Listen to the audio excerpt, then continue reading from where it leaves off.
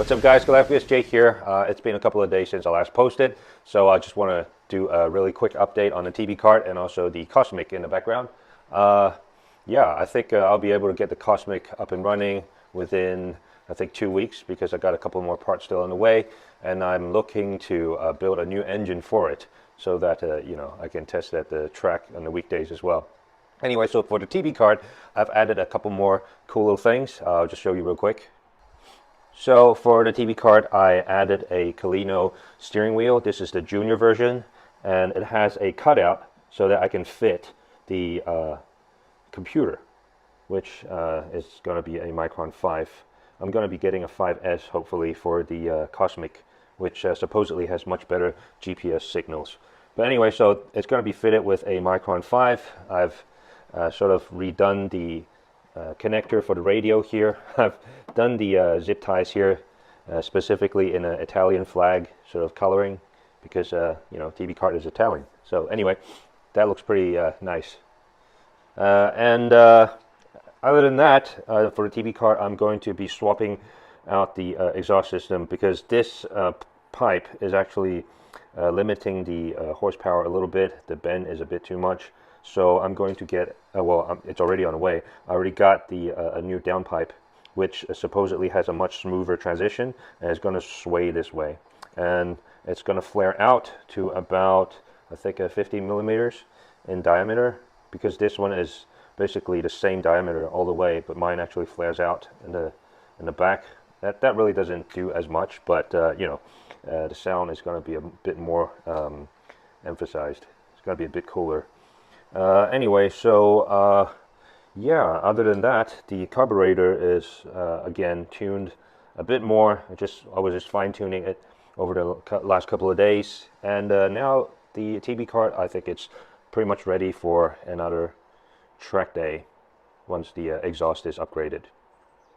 So something that I do a bit differently for karting is that no one actually does radio systems and video systems for karting. At most, they only just have a camera recording the entire session, because a lot of people who do karting, most of the time they do it themselves, or they don't really have a track engineer or something like that, unless it's race time. So when they do practice, they're usually by themselves, so it's really not much use for that. But like I said, this is a training kart, so I'm the trainer. So what I'll be doing is, as the driver goes up on the track, I'll be able to watch how they do their racing line as they go through. I mean, the video system really doesn't weigh much. It's like a drone video system, so it's very, very light.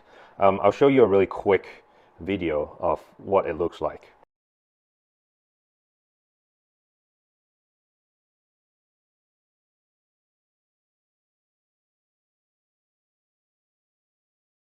It's decent enough that I can see where the kart is going, and it surprisingly doesn't have much vibration, because I have another video here.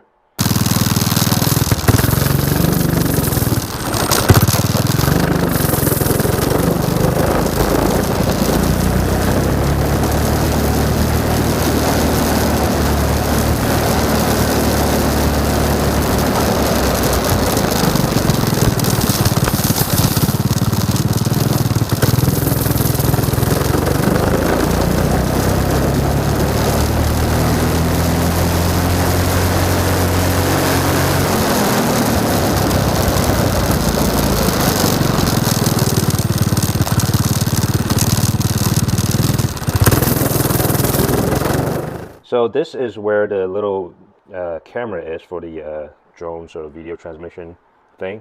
And the other camera, the action camera, I actually put it here. So this nose plate actually vibrates a little bit, but for some reason this camera is actually much better at stabilizing. I don't know if it's like a inbuilt stabilizing sort of thing, or is it just too light to be affected by the stabilization or the vibration of the nose cone. But anyway, the action camera that was used here, it vibrated so much that it was basically unwatchable. So this camera, I think it's basically redundant. So this is the other location that I'll be using for the 360.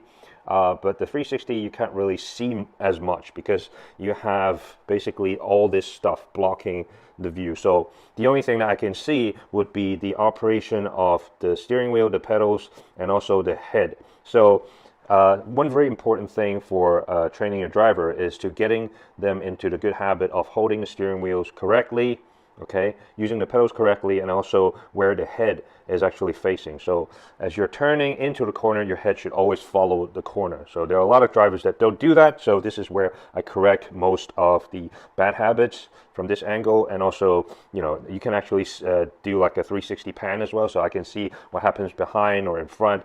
So it's also a good camera to really check a bit of the racing line, or if they're doing overtakes, or if an accident happens, I can also see what was the cause of it, at least from this side. So it is still useful to have a camera here. For two-stroke engines, they usually stick it onto the radiator, which is on this side, but basically the angle is pretty much the same. You don't really see as much anyway. It's all blocked by all this. So that leaves that camera for seeing everything else. So it's basically a very clear view of the entire front. It's basically like this, yeah. So for the radio system, I usually only use it for when, like, you know, I need the driver to box, or it's like a first-time driver. It's not driving, like the driver's not driving that quick, so the engine's not that loud. They can still hear me a little bit. So I would use the radio to communicate with them, to instruct them what they should do, because there are a lot of new, very green drivers. They want to get into more high-powered karts, and they, you know, usually they're quite afraid. So I give them a bit more instruction during their first couple of laps, and after that, I usually don't need to communicate with them with the radio, unless they need to talk to me about, you know, or if they hear something very weird on the kart, they can use the radio to communicate with me. All this stuff, like the video, the radio stuff, it's actually what I borrowed from when I did like GT training and stuff. It worked really well for karting training as well, for kids, for adults. It worked really well. Again, I mean, the radio is not really for you to bombard them with information. They really don't have the attention for that, because they're very much concentrated on the driving. So you can only do like very periodic, or even just, you know, once or twice sort of communication, like, you know, slow down or brake early, or or box or whatever. I mean, it's like you can only do very simple instructions. You can't really do very complicated stuff. But because it's there, it's much more convenient. Obviously, during race, you can't really do that. So, I mean, at the end of the day, this is a sort of like a pretty old kart, so I don't use it for racing anyway. It's more for training. So, yeah, that's the purpose of the radio and the video. And it works really well. It's actually much better than doing it after the session, because you can actually correct their behavior.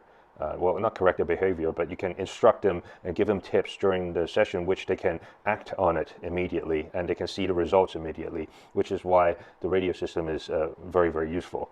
Yeah. Anyway, so that's basically the update for the TBKart. I'm still waiting for the exhaust, and once that is done, I'll be able to take it to the track. Yeah, hopefully it'll be done within the next 2 days. Anyway, I'll see you in the next video. Peace.